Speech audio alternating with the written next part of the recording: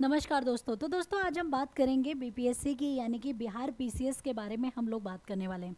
तो बीपीएससी की जब मैं बात कर रही हूँ, आप लोगों से बिहार पीसीएस के बारे में बात कर रही हूँ, तो इसके लिए आपको कुछ चीज़ों को मद्देनज़र रखना पड़ेगा, कुछ चीज़ों पे ध्यान देना पड़ेगा। स्पेशली जैसे कि आपकी एग्ज़ाम कब, देखिए बीपीएससी में इस बार बम्पर वैकेंसी निकली है, यानी कि बहुत सारी वैकेंसी निकली है। इसके लिए आपको कुछ छोटी मोटी चीज़ें आपको भी पता होनी चाहिए, जैसे कि हमारा एप्लीकेशन किस दिन से हमें भरना है। तो 28 तारीख इसकी डेट है। आप 28 तारीख यानी कि 28 सितंबर से अपनी एप्लीकेशन भर सकते हैं। और याद रखिएगा 18 अक्टूबर तक, यानी कि 18 अक्टूबर तक क्या करेंगे आप, 18 अक्टूबर तक लास्ट डेट इसकी दी हुई है। आप इस लास्ट डेट के बीच में ये वर्क कर सकते हैं।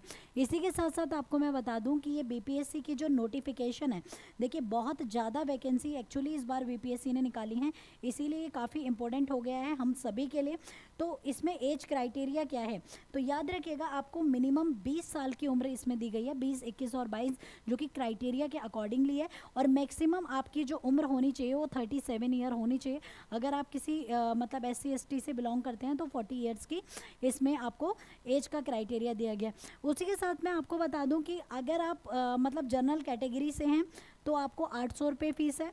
इसके साथ अगर आप SC कैटेगरी से हैं तो आपकी 150 फ़ीस है। इसी के साथ आप फीमेल हैं और बिहार का डोमिसाइल रखते हैं तो भी आपकी फ़ीस कितनी है, 150 बेसिकली फ़ीस दी गई है। तो बच्चे ये नोटिफिकेशन जो आया है इसमें टोटल नंबर ऑफ़ अच्छी खासी आपको वैकेंसी दे रखी है, जिसमें आपको टोटल नंबर ऑफ़ वैकेंसी अगर देखी जाए तो 1957 वैकेंसीज दी गई हैं, जिसमें आपको क्वालिफिकेशन क्या मांगी हुई है, ओनली ग्रेजुएशन, कि अगर आप ग्रेजुएशन पास हैं तो आप इसके इसके लिए अप्लाई कर सकते हैं। तो इसमें कई सारे आपको पद देखने के लिए मिलेंगे, ठीक है। तो ग्रेजुएशन अगर आपने की है तो आप इसमें क्या कर सकते हैं, एनरोल कर सकते हैं। इसमें बता दूं मैं कि जनरल कैटेगरी में जो ये वैकेंसी आई है, जनरल कैटेगरी के बच्चों के लिए जो वैकेंसी आई है, जनरल के लिए जो वैकेंसी है वो 1082 वैकेंसी जनरल के लिए है।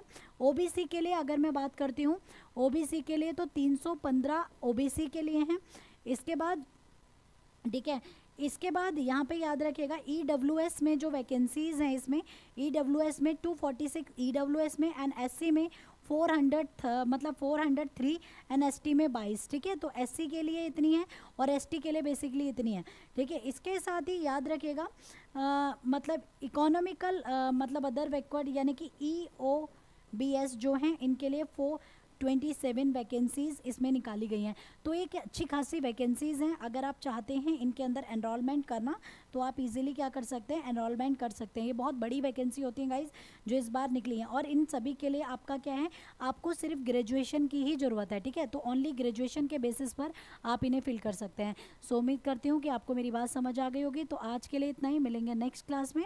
तो अभी के लिए इतना ही, ठीक है। तो नई वैकेंसी के साथ मैं बात करूँगी। और देखिए कोई फ़ायदा नहीं है जब तक हमें ये नहीं पता हो कि भाई हम पेपर की तैयारी कर रहे हैं, पर आपको उन वैकेंसीज़ के बारे में पता होना चाहिए, उनकी जानकारी होनी चाहिए। Know about your exam.